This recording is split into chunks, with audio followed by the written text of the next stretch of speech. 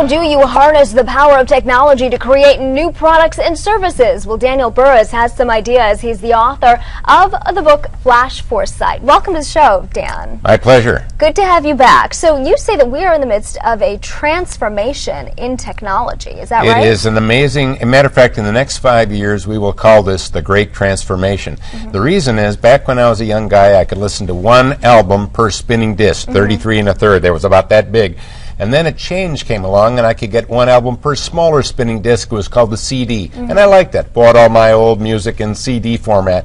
But now I've got all my music in my phone, along with my emails. As a matter of fact, my phone's become my computer. So that didn't change how we listen to music. It really is transforming it. So in that same way, we're about to transform how we sell, how we market, how we communicate, how we collaborate, how we innovate, how we train people, how we educate. So if our companies, if we're only just changing those things, we'll miss the big opportunity. It's really about opportunity. So the next boom in job creation will be in technology? Well, it'll be technology driven, but just remember, we've got people that are installing fiber optics. We've got people that are putting up cell towers.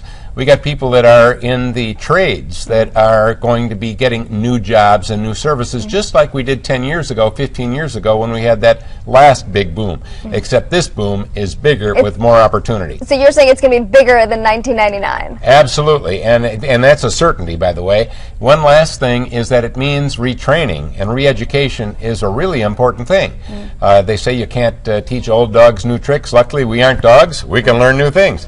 And our mobile phones and our pads are actually going to be a way to deliver that new training and new education in a cost-effective way. It's really quite amazing. Okay, well, let's talk about cost. I mean, being realistic here, we've got higher energy prices, gasoline upwards of $3, probably going to be $5 in 2 years. Food prices are on their way up, and they're probably never coming down. So how can we all afford all this new technology in the midst of paying much more for everything else? Great question. You know, as some things go up, I have to ask myself, what's going down to offset it?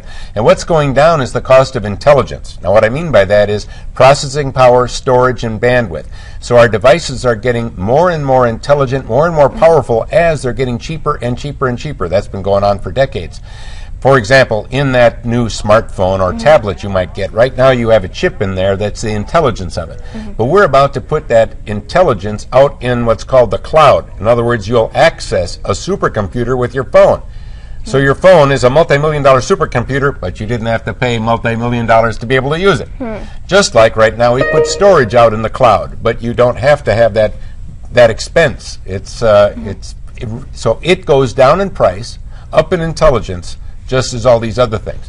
So in other words, a smart car would help consume fuel a lot less. A smart refrigerator in your home, instead of being constantly on, sucking electricity all the time, will be a smart refrigerator, which will make it turn off and on many times during the day without hurting the food that's inside that refrigerator. By the way, it would save your bills tremendously. Lots of great expectations coming in technology. Thank you very much for explaining them to us. Daniel Burrus, he's the author of Flash Foresight.